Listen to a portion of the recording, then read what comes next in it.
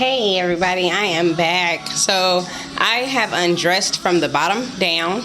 I still have on my t-shirt just because I don't want y'all seeing all my nakedness. But I have gone ahead and put the boiling pot into my ottoman that had that towel wrapped around it. So there's the ottoman with the towel wrapped. The towel is on the inside, and then I wrap it around the bottom of it so that we can try to keep as much heat in as possible. But it's on the inside so that on the inside it stays really hot. Let me show you what the inside looks like. The pot is in the inside of the ottoman. I'm keeping the lid on it just so that I can kind of keep that heat in there while I prepare myself to get ready to sit over it. I have a crocheted blanket. You can use a fleece blanket, a regular blanket, or even your robe and put that over you as you sit on your yoni steam. I call it the vajayjay steam because it is my vajayjay that is getting steamed. And with this, you're basically utilizing this to detox your body. I've had a very long day today and I got a lot accomplished, but I am like drained, but I'm not sleepy. So I want to go ahead and try to detox. My face is swollen from sinuses. I want to try to drain some of that out just so that when I wake up in the morning after my 4 hours of sleep, I won't feel drained and tired. I will have energy to do my job tomorrow because it's a long day. But without further ado, I generally say, you sit on your yoni steam for about anywhere from 10 minutes to an hour, depending on what your goal is and what you're trying to do. You can use tea bags to put your herbs in. Please watch my previous video that shows where I was making it. I know it is a long video, but I wanted to show you guys step by step in details what I was doing. So that way you guys could see that. I did go ahead and had me a little herb oil. I got some snacks. I got 2 bottles of water, and I have my spiral goddess in front of me, so I'm gonna try to get some meditation. I'll let you guys see this for the first 10 minutes just so you can kind of see what goes on within those first 10 minutes, and that'll kind of give you a gauge as to how long you want to actually utilize your yoni steam. So let's do this. I was trying to let it cool down as well. And if you have to use the bathroom, make sure you go use the bathroom first because you do not want to tinkle inside of your yoni steam. So definitely go use the bathroom first. I know people that buy the kits where you can put the base of it in your actual toilet. In that case, you would use less herbs and less water. So if you're utilizing your actual toilet to hold the basin that you are using for your yoni steam. So there's multiple ways to do this. This has just been found my most comfortable way. So I literally am straddling over this, and I start off kind of just standing over it for a little while to give my body, used to the warmness that's coming. So I stand over it for a couple of seconds,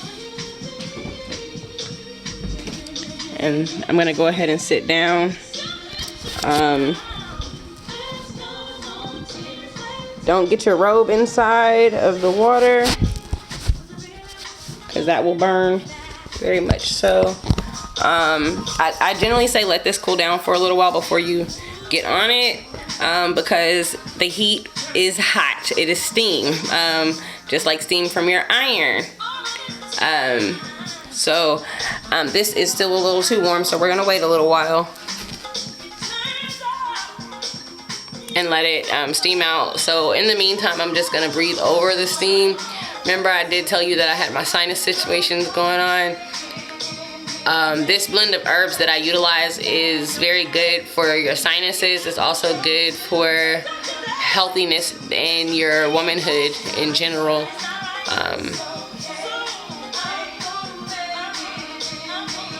I've got some nice music playing. You want something mellow, whether it's binary beats, meditation, R&B, soul, whatever it is that keeps you calm when you listen to the music. Ignore my trapeze behind me. I have not been able to use that for a while. Another reason why I'm trying to detox. So, you know, we got a lot of things we're trying to accomplish with one thing. So in this, because you have not watched my video, I have herbs or spices and herbs from my actual spice rack.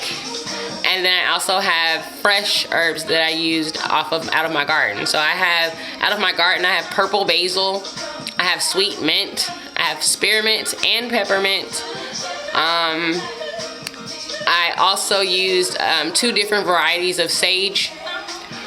And then from my actual spice rack, I used parsley, I used turmeric, I used some cinnamon and sugar, and then regular cinnamon, and then cinnamon sticks.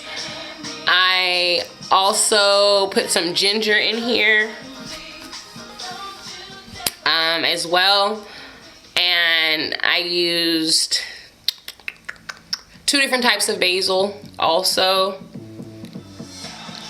So, and I used hibiscus flower, and I also used rose petals, like dehydrated hibiscus flowers and dehydrated rose petals. So I have my own dehydrator, so I sometimes buy flowers and dehydrate them and bag them up, and I use them for stuff like this. So this is pretty cool. Those same herbs can also go in your sage sticks as well when you're like trying to smudge your house. I think they are really good incense for the house as well.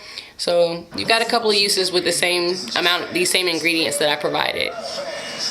Curious, how do you spell EU?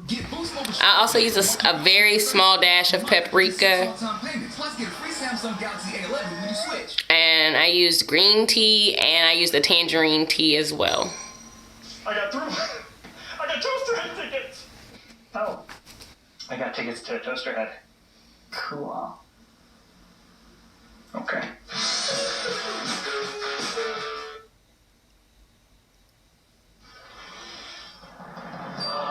The steam is also a really good facial as well. 60% of women are still wearing pads that leak. Really? Alright, so I think I can sit over it now. It's been a couple of minutes. Faster, with up to 100% Let's try it. So everyone can be leak-free. Find your fit with Always. Oh yeah, that's good. So what I do to also make sure that I'm locking in all the heat and everything, the aromas, I place a blanket over my lap, or you can use your robe, take it off, turn it around, cross it over your lap. That's also a good thing as well. But like I said, I sit anywhere from 10 to 30 minutes to an hour sometimes, just depending on what I'm trying to accomplish. My cat is attacking me. But yeah, so like I said, I'm gonna give you guys that first 10 minutes. So we are currently at 8 minutes, and I just now sat on the Yoni Steam, so I'm gonna give you guys until 18 minutes and some seconds, just so you can kind of see my body reactions.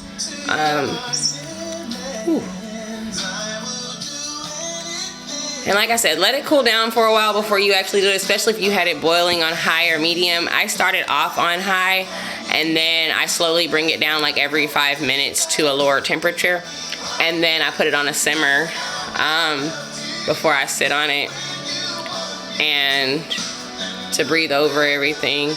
That way I'm not burning myself, and because it is steam, but you don't want to like attack yourself. And it, like, you start sweating almost immediately. So this is a great post-workout thing to do as well, just to kind of keep yourself hydrated and cleansed and detoxed. Whew. I forgot to take my piercing out. Smart, huh? Plans to be with you.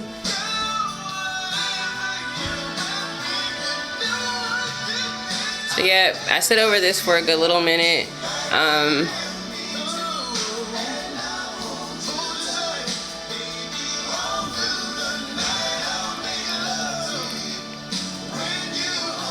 I just chill out. I snack, I drink water. I take this time to do extra meditation. It's pretty good.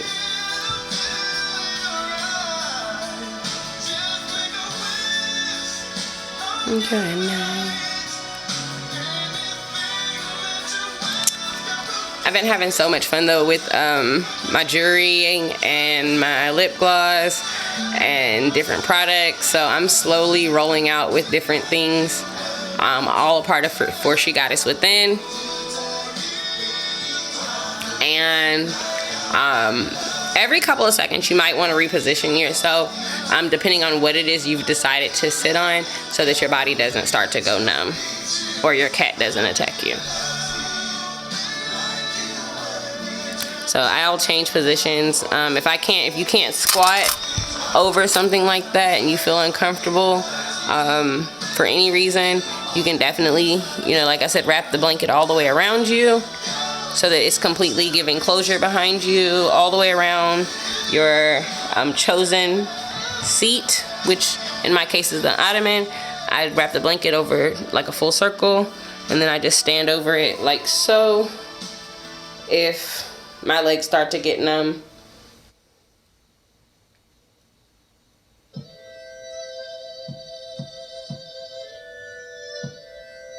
and you'll start to feel like yourself sweating and stuff dripping. That's normal. That is very much natural.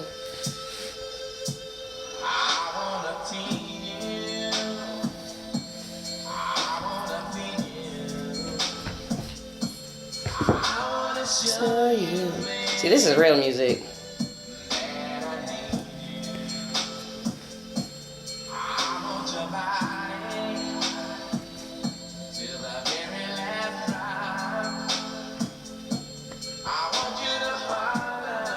Alright, so I can sit back down. My legs aren't as numb anymore. Which mine were already acting a little funny earlier today, so.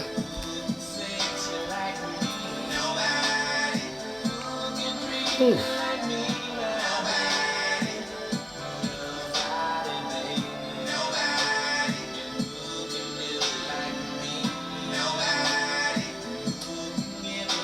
Yeah, so I just sit here and I think about peaceful things and happy moments. I do want to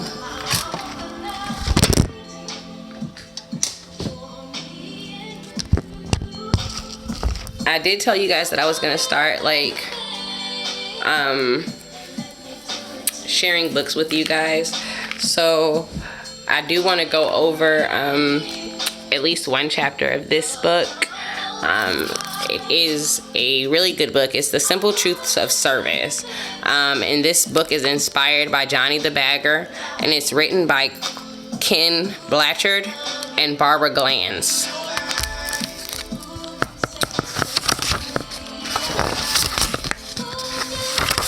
So the introduction was written by Ken Blanchard.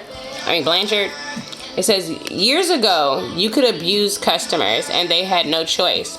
There was nobody else doing your business. Things today are very different. If you don't take care of your customers, somebody is waiting, ready and willing to do it. Today, your competitive advantage is not the quality of your product or service. If you don't have a high quality product or service, you're not even in the game. Your competitive edge today cannot be your price, because someone can also undercut your price. What you need is a fair price. The real competitive edge you have today is how you treat your customers. The one thing your competition can't take away from you is the relationship your people have with your customers. That is why I fell in love with Barbara Glanz's story of Johnny the Bagger. With her blessing, I've shared the story of Johnny the Bagger over and over again everywhere I go, to illustrate that every person can make a difference for his or her customers. Let me give you an example. The story has had our training and consulting company was asked, I apologize. Let me give you an example of the impact this story has had. Our training and consulting company was asked to develop a customer service training program for all the frontline employees involved in the opening of the new San Diego Padres Stadium. Petco Park, since the building of the park was a controversial proposition, the top managers wanted the fans to have a very special experience in the new park. As we helped them set the customer service vision for the park, they decided they were in the major league memory business.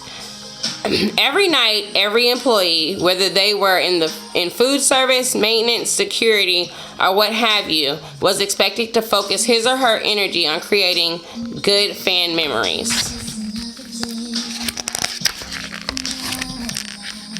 As a part of the training, I made a short video telling the story of Johnny. I ended the video looking into the camera and saying directly to every park employee, "Are you going to be Johnny tonight? Are you going to be a Johnny tonight?" The video was shown to everyone, no matter whether they were part-time or full-time. A number of the department managers told me that every night before the gates opened, they would ask their people, "Are you going to be a Johnny tonight?" The first summer that Petco Park was in business, they got 7,500 unsolicited notes and letters from fans telling stories of how they had been blown away by the service they had received from someone at the park. For example, a friend of ours ordered 2 fish tacos at one of the concession stands. When he got back to his seat, he took a bite and discovered that they had given him chicken tacos. Since he was yearning for fish tacos, he returned to the concession stand to exchange them. When he told the counter person what had happened, the young man's initial response was, "Let me talk to my supervisor." A more experienced worker next to him heard the conversation and said, "You don't have to ask the supervisor. That man did not get what he wanted, so give him 2 fish tacos. We work for him." Another person told me his wife brought their little baby to the game one night and ran out of milk. She went to one of the concession stands and asked for some milk. A young man behind the counter said, "We don't sell milk here, but I know where I can get it. What's your seat number?" The young man got someone to cover his station while he raced out of the ballpark down the street to a 7-Eleven where he bought some milk. He came back, heated the milk up, and took it to the waiting mother. She couldn't believe it. Neither will you after you read neither will you after the Johnny story. See how you and everyone in your organization can make a difference in your customers' lives. The memories you create will keep people coming back and bringing their friends for years to come. Johnny the Bagger by Barbara Glanz. As an author and a professional speaker, I have traveled all over the world and speak to groups about one of my favorite topics, building customer loyalty. A few years ago, I was leading a customer service session for a large supermarket chain where I had the opportunity to speak to a crowd of 3,000 frontline service people, truck drivers, cashiers, baggers, produce people, stockers, floral specialists, bakers, and others.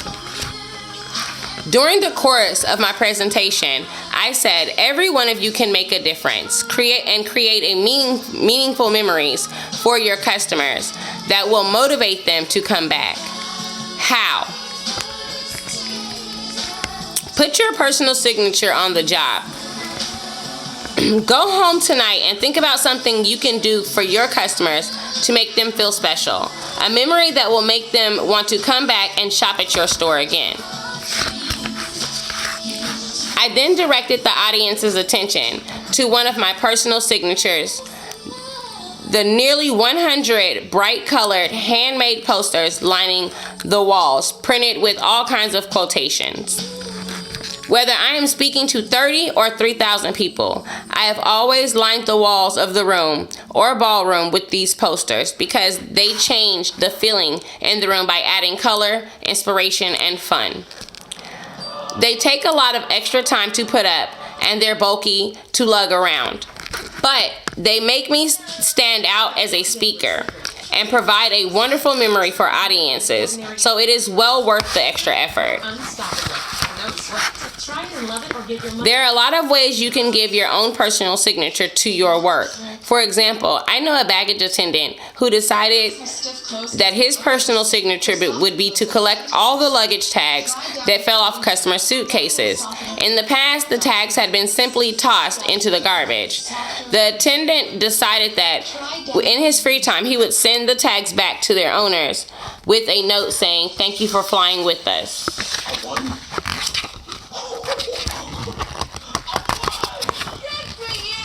I met a graphic design artist who always enclosed a piece of sugarless gum in everything he sends to his customers, so they never throw away anything from him. I heard of a senior manager who uses stickers and Kleenex as his personal signature. When the news is something he knows they won't like very much, he staples a piece of Kleenex to the counter of the memos. But whenever he sends a memo with good news, he attaches a smiley face sticker. I always leave my telephone number and email address with audiences, encouraging them to call me if they have questions or want to share a success story they experienced by adding a personal signature to their work. About a month after I had spoken to About a month or so after I had spoken to the supermarket folks, I received a call from a frontline customer contact person, a 19-year-old bagger named Johnny. The caller who proudly informed me that he was The caller who proudly informed me that he was a Down syndrome youngster. He told me his story.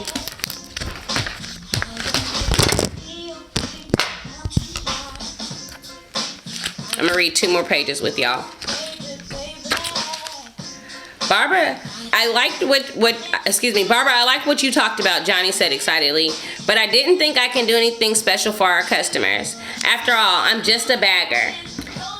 Then I had an idea. He decided that every night when he came home from work, he would find a thought for the day. If I can't find a saying I like, Johnny said proudly, I'll think up one.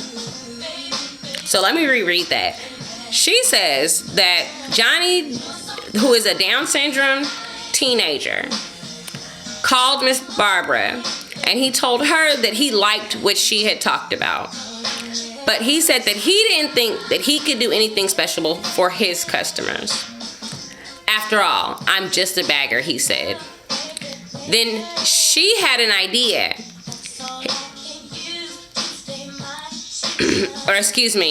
He said, then I had an idea. Let me read this all together. I do apologize. He told her he liked what she talked about and then said that he didn't think that he could do anything special until he had an idea. He decided that every night when he came home from work, he would find a thought for the day. If I can't find a saying I like, Johnny said proudly, I will think one up.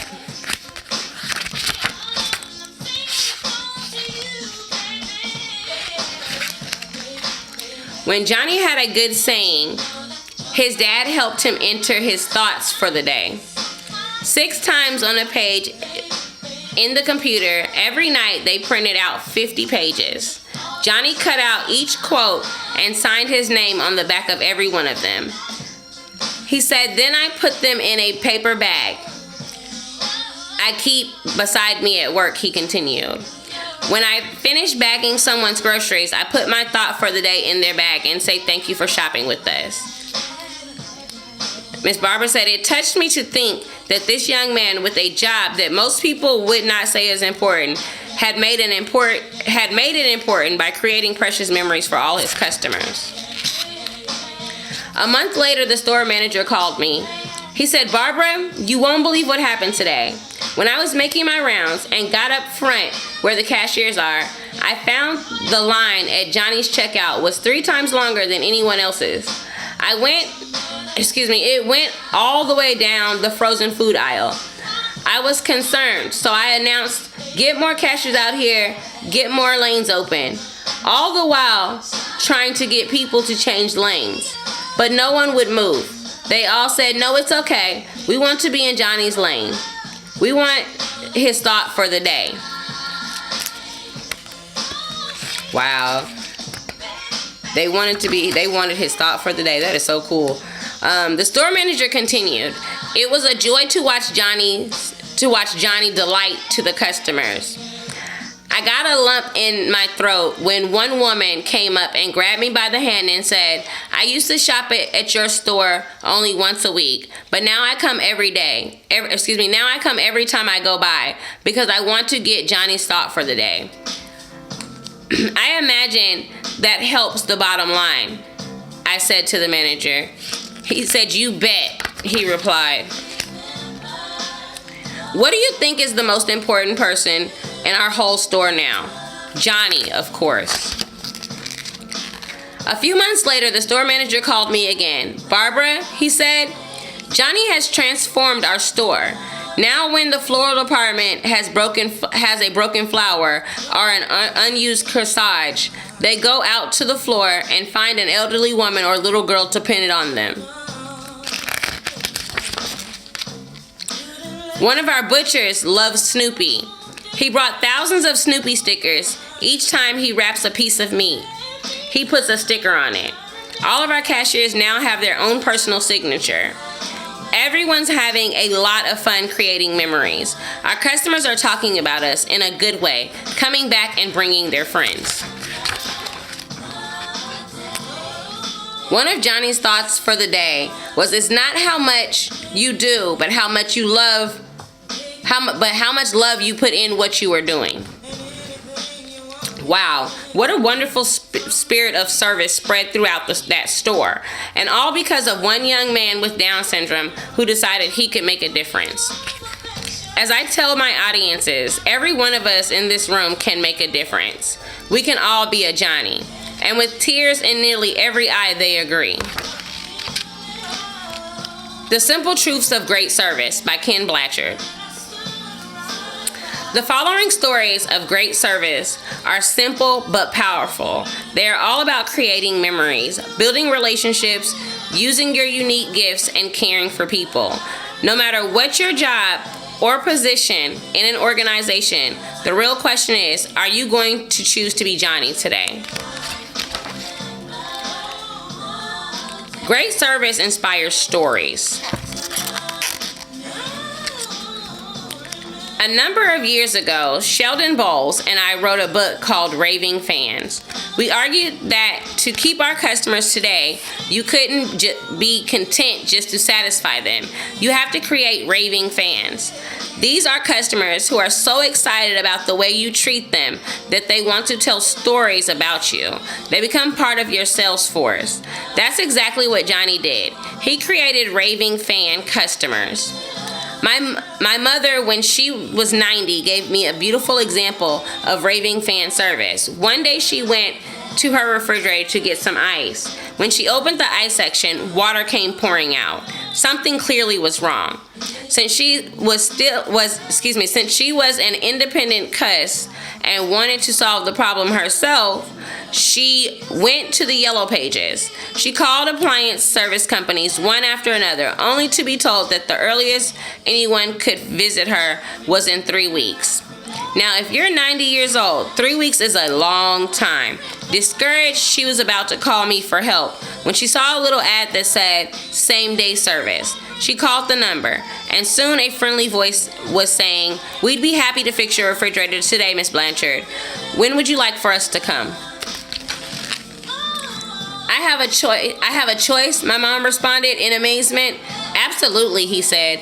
"How about 2 o'clock, Mom replied. Not only did the serviceman show up at 2, he even had tools and knew what a refrigerator was. He fixed the fridge, and as he was leaving, he handed his business card to my amazed and happy mom. It had his home phone number on the back. Anytime, day or night, you have a problem with this refrigerator, you can give me a call, he said. What do you think my mother was doing for the next 3 days? She was calling everyone she knows who is still alive about the service she had received. She has become a raving fan. That's exactly how the customers in Johnny's store felt about him. Aim for service and success will follow. By Albert Schweitzer. It said, aim for service and success will happen. Chapter 2 of this. Great service uses outside the box thinking.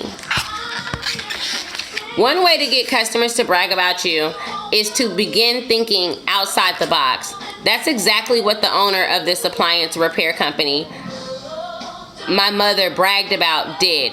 When I called him to find out how he could service people the day they called, he explained his story. It turned out he had been a fix-it man in Massachusetts. Because of his health, his doctor suggested he move to warmer climate. When he got to San Diego, he would find out when people were moving into a house they had just bought. He would knock on every door and tell them that he was a fix-it man. If they needed any painting or repairs done, he would be happy to do it at a reasonable price. All he asked was that they agreed to refer him to other customers if they liked his work. This guy always showed up on time, did what he said he would do with high quality, and charged a reasonable price. People loved his work. He built his business up so much that when old customers would call to get him to do something, very often he didn't have time because he was so busy. A number of people suggested to him that he start his own company, but he was reluctant because he was concerned about managing employees and having a big payroll. One day he woke up in the middle of the night with a brilliant idea. About 30% of people living in San Diego are retirees. Many retirees are bored. They'd love to have something to do. And if they can help other people, that's even more special. So he put an ad in the local paper that said, "Retirees, if you're good at fixing things, want to help people, and make some extra money, give me a call." It turns out he had 25 to 30 retirees on call every single day. So if a customer like my mother called, he had someone he could send out to her. And if he didn't have the problem, he didn't have the problem of a big payroll. If the people didn't work, they didn't get paid. Laughingly, he told me that he had a hard time paying some of the people because it goofed up their Social Security. They just love the work. How's that for out of the box thinking?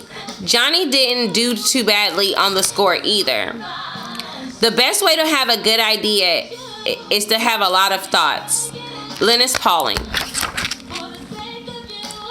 I'm gonna go ahead and finish this since I'm still sitting on this thing. Great service is a choice. No one can make you serve customers well. That's because great service is a choice. Years ago, my friend Harvey Mackey told me a wonderful story about a cab driver who proved this point. He was waiting in line for a ride at the airport when a cab pulled up. The first thing Harvey noticed was that the taxi was polished to a bright shine. Smartly dressed in a white shirt, black tie, and freshly pressed black slacks, the cab driver jumped out and rounded the car to open the back passenger door for Harvey. He handed my friend a laminated card and said, "I am Wally, your driver. While I'm loading your bags in the trunk, I'd like you to read my mission statement." Taken back, Harvey read the card. It said, Wally's mission statement: to get my customers to their destination in the quickest, safest, and cheapest way possible in a friendly environment. This blew Harvey away, especially when he noticed that the inside of the cab matched the outside, spotlessly clean. He had slid behind the wheel. Wally said, would you like a cup of coffee? I have thermoses of regular and one of decaf. My friend said jokingly, no, I'd prefer a soft drink. Wally smiled. No problem. I have a cooler up front with regular and Diet Coke, water, and orange juice. Almost stuttering, Harvey said, "I'll take a Diet Coke." Handing him his drink, Wally said, "If you'd like something to read, I have the Wall Street Journal, Times, Sports Illustrated, and US Today." As they were pulling away, Wally handed my friend another laminated card. "These are the stations I get and the most music they play. If you'd like to listen to the radio." And if that wasn't enough, Wally told Harvey that he had the air conditioning on and had the temperature and asked if the temperature was comfortable for him. Then he asked Harvey of the best route to his destination for that time of day. He also let him know that he'd be happy to chat and tell him about some of the sights, and if Harvey preferred to leave him with his own thoughts. "Tell me, Wally," my amused friend asked the driver, "have you always served customers like this?" Wally smiled into the rearview mirror. "Not always. In fact, it's only been the last 2 years. My first 5 years driving, I spent most of my time complaining like all the rest of the cabbies do. Then I heard a personal growth guru, Wayne Dyer, on the radio one day. And he had just written a book called You See It When You Believe It. Dyer said that if you get up in the morning expecting to have a bad day, you'll rarely disappoint yourself," he said. "Stop complaining. Differentiate yourself from your competition. Don't be a duck. Be an eagle. Ducks quack and complain. Eagles soar above the crowd." "That hit me right there, right between the eyes," said Wally. "Dyer was really talking about me. I was always quacking and complaining, so I decided to change my attitude and become an eagle." I looked around at the other cabs and their drivers. The cabs were dirty, the drivers were unfriendly, and the customers were unhappy. So I decided to make some changes. I put in a few at a time. When my customers responded well, I did more. "I take it that this has paid off for you," Harvey said. "It sure has. My first year as an eagle, I doubled my income from the previous year. This year, I'll probably quadruple it."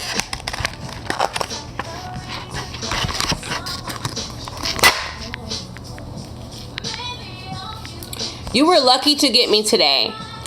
I don't sit at cab stands anymore. My customers call me for appointments on my cell or leave a message on my answering machine. If I can't pick them up myself, I get a reliable cabbie friend to do it, and I'll take a piece of the action." Wally was phenomenal. He was running a limo service out of a yellow cab. I've probably told that story to more than 50 cab drivers over the years, and it only took the idea and ran with it. Whenever I go to their cities, I give them a call. The rest of the drivers quacked like ducks and told me that all the reasons they could not do any of what I was suggesting. Johnny the bagger and Wally the cab driver made a different choice. They decided to stop quacking like ducks and start soaring like eagles. How about you? Quote, "Always give the customer more than they expect." Nelson Boswell. Great service starts with a clear vision. Great service is not an accident. It starts by deciding what kind of experience you want your customers to have. A clear vision. In the early 1970s, when everybody was going to the self-service gasoline stations, my co-author Sheldon Boyles said, "What a fabulous time to go to full service. There will be no competition." So he and his partners developed a full-service gas station called Domo Gas. They knew that if people had a choice, they certainly wouldn't choose to come to a gas station. So they also knew that when customers did come, they wanted to get in and out as quickly as possible. The unique customer service vision that Sheldon and his partners imagined was an Indianapolis 500 pit stop. All the attendants at Domo's Gas were dressed up in red jumpsuits. If you drove into Domo's gas station, 2 or 3 people would race out to the hut to your car. Somebody would look under the hood. Somebody would clean the windows. somebody would start pumping gas. As Sheldon and his partners rolled out this vision in more than 150 stations across Western Canada, they killed the competition. A gas station in Northern California heard about this vision and went one step further. After servicing the customers, they would hand that person a little brochure about their service that said, P.S. We also sell gas. Having a clear vision of great service is the key. Do you think that Johnny the Bagger saw the vision Barbara painted? Quote, some men see things as they are, while others dream things that never were and say why not, by George Bernard Shaw. So as y'all see, I am like starting to sweat. We're coming up on 40 minutes on this video. Oh my God. Do you guys want me to keep on reading? I think I should, because this is good. I definitely am going to do this. And I'm going to find more and more books to like read with you guys and share with you guys as well. This says great service requires that everyone catch the vision. I will never forget one time walking around Give Kids the World in Orlando, Florida. If a kid is dying and has never been to Disneyland, SeaWorld, MGM, and the like, Give Kids the World provides that opportunity. Over the last decade, they have brought over 50,000 families to Orlando for a week at no cost to them. The leadership of Give Kids is the World decided that they were in the memory business. I was interested in how far down the organization that vision got. As I walked with the president one day, we passed a maintenance person cutting the grass. I went over to him and asked, what business are you in here at Give the Kids the World? He smiled and said, we make memories. I said, how do you make memories? You just cut the grass. He said, I don't make memories by continuing to cut the grass when a family comes by. You can always tell who the sick kid is. So I stop what I'm doing and I ask the sick kid or one of the brothers and sisters if they want to help me with my chores. We make memories. Johnny the Bagger caught the vision that Barbara had inspired. When Johnny put his quotations in the customers' bags, he was making wonderful memories for them and inspiring his associates to follow suit. Cherish your vision and your dreams. Great service surprises people. Over the years, when I have experienced great service, I'm often caught off guard. In fact, I'm surprised. I'll never forget the story Milt Garrett told me one day. Milt, who lived at one time in Albuquerque, New Mexico, is a trainer and consultant who periodically worked with our company. And at the end of a week of training, he and his wife Jane took a walk on Friday night.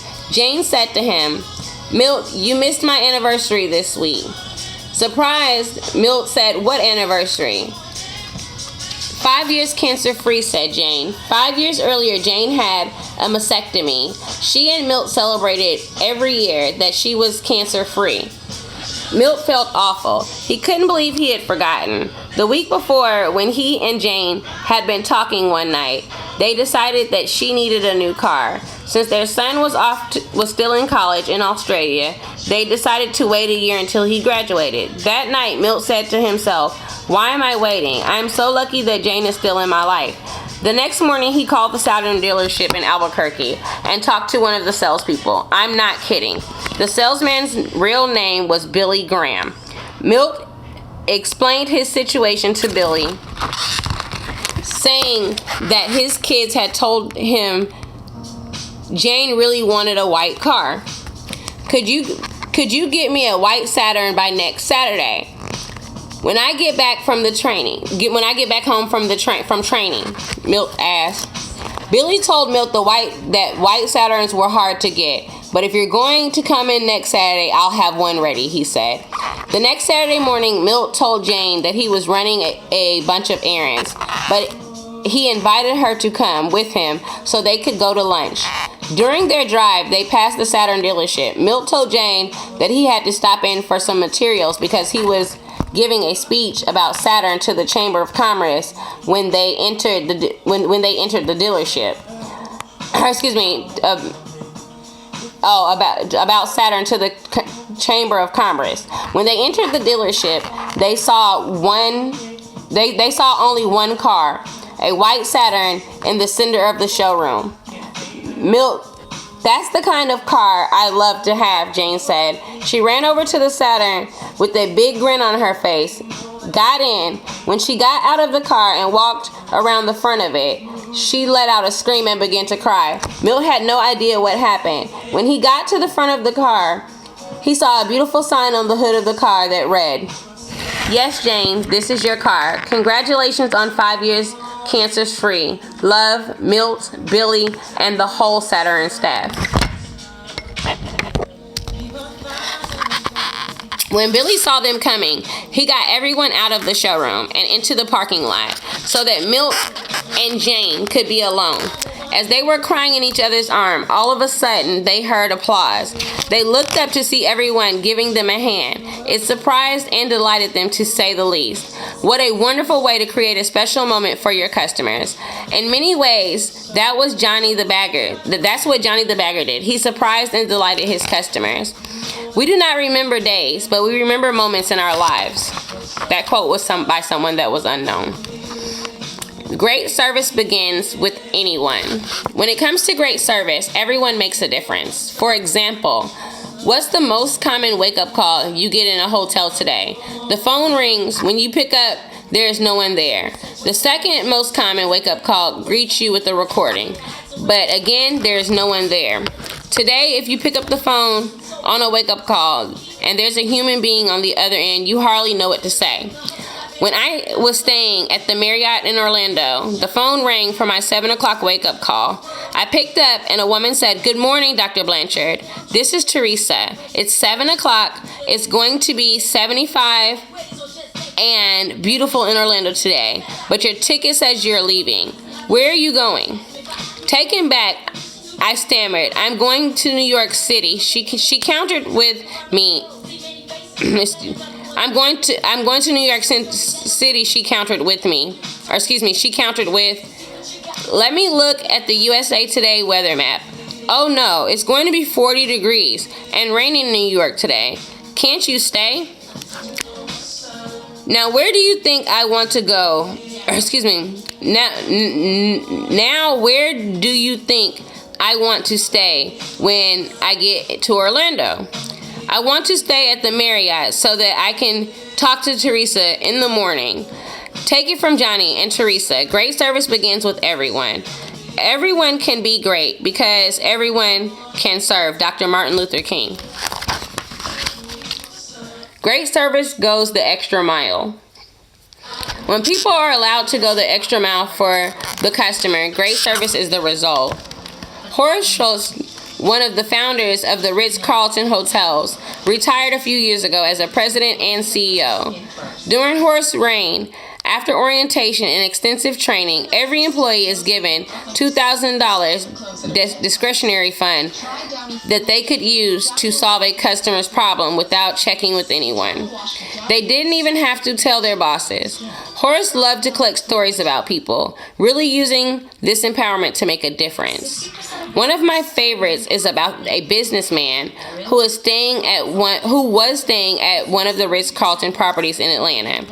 That day, he had to fly from Atlanta to Los Angeles and then from Los Angeles to Hawaii because the next day at 1 o'clock, he was making a major speech to his international company. He was a little disorganized as he was leaving. On his way to the airport, he discovered that he left behind his laptop computer, which contained all of the PowerPoints he needed for his presentation. He tried to change his flights, but couldn't. So he called the Ritz-Carlton and said, "This is the room I was in. This is where my computer was. Have housekeeping get it and overnight it to me. I have to I have to guarantee delivery by 10 o'clock tomorrow morning because I'll need it for my 1 o'clock speech. The next day, Schultz was wandering around the hotel as often he did. When he got to housekeeping, he said, "Where's Mary today?" Her coworker said she's in Hawaii. Horace said, "Hawaii? What's she doing in Hawaii?" He was told a guest left the computer in his room and needs it for a speech today at 1 o'clock, and Mary doesn't trust overnight carrier services anymore. Now, you might think that Mary went for a vacation, but she came back on the next plane. And what do you think was waiting for her? A letter of commendation from Horace and high fives around the hotel. Johnny the Bagger was allowed to use the power of his imagination in servicing his customers. As a result of his going the extra mile, the entire store became energized and prospered. This reminds me of a wonderful short essay titled, "And Then Some." And then some. These are 3 little words that are secret to success, and the difference between average people and top people in most companies. The top people always do what is expected, and then some. If they are thoughtful of others, they are considerate and kind, and then some. They meet their responsibilities fairly and squarely, and then some. They are good friends and helpful neighbors, and then some. They are to be counted on in an emergency, and then some. I am thankful for people like this, for they make the world a better place. Their spirit of service is summed up in these 3 little words, and then some, by Carl Holmes. Great service brings customers back. Truly great service will bring customers back again and again. A friend of mine understood how to create how a store creates loyal customers. When he went to Nordstrom's one day to get some perfume for his wife's birthday, the woman behind the counter said, "I'm sorry, but we don't sell that perfume in our store. But I know where I can get it in the mail. How long are you going to be in our store?" "About 30 minutes, he said. "Fine, I'll go get..." She said, "But I know where I can get it in the mall." "How long are you going to be in our store?" He said, "About 30 minutes. "Fine, I'll go and get it, bring it back, gift wrapped it, and have it ready for you when you leave." The woman literally left Nordstrom's, went to another store, got the perfume bottle that he wanted, came back to Nordstrom and gift wrapped it. You know what she charged him? The same price that she had paid at the other store. So Nordstrom didn't make any money on the deal, but what they did make was a lifelong customer, a raving fan. The woman who grabbed the manager's hand to tell him, "Now I come in every time I go by," highlighted the impact Johnny was having on bringing customers back. The final truth. Great service comes from the heart. Barbara Glantz. I wholeheartedly agree with Ken's simple truths of great service, but I would like to add one more. Great service comes from the heart. Great service has to come from the inside out. You cannot mandate it. You can't threaten, reward, or coerce people to care. You can only awaken the desire and give them the permission and encouragement to make it come alive in their work. Simply said, if people don't have in their hearts the desire to serve and make a difference for others, they will not give great service. Mary Kay Ash, the founder of Mary Kay Cosmetics, often said that the secret of her success was hiring nice people and then allowing them to be as nice as they could be. Johnny's idea wasn't nearly as innovative as it was loving. During my speech, I challenged him to go home and think about something he could do to make his customers feel special. He thought about that idea and framed it in a way that he could understand. He didn't bother reading management books or looking for the trend of the month. He searched inside of himself for a solution. What he found, his thought for the day, was real. It came from his heart, and that part you can't pretend. At the core of great customer service lies the heart of each employee. When I work with organizations, I often walk around and ask people, what is work? What is your work? What they almost always tells me is a job description or a job title. Yet, we are all so much more than that. We can bring our hearts to work with us. When you think about that question, what is your work? Think about this. How is what you do every day making someone's life better? That is your very important work. Johnny brought his heart to his job. He focused on what he could do in his daily work to make his customers feel special and their lives a little bit better. No matter what our job or position may be, we each possess a unique understanding of this world and have our own ideas and gifts to share. Our truest gift, like the one Johnny shared, can be found in our hearts. If we are looking deeply enough and listening closely enough, when the heart is in the right place, the ego gets out of the way. That's when great service comes shining through. The final truth in this: great service comes from the heart. This inspiration Johnny provided didn't stop it in the store. When I shared the story with my musician friend, David Roth, he was inspired to write the following song. Oh, wow. That is so deep. You guys, this was a really awesome book. These are the two authors of this book.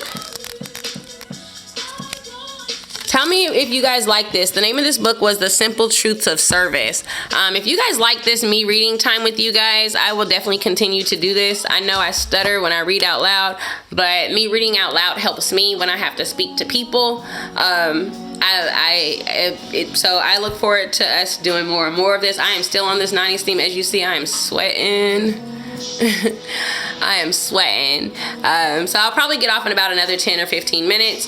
But I thank you guys for coming along with the book and also sitting with me with the Yanni's theme. Good luck with you guys' additions. If you guys make any type of variations, please email me. Send me letters to my P.O. box as well. It is on my channel, so you can actually definitely mail me at the mailing address, and I look forward to hearing from you guys. You guys have a great day, and again, don't forget to like, subscribe, and share, and I got more books coming. Y'all have a great day.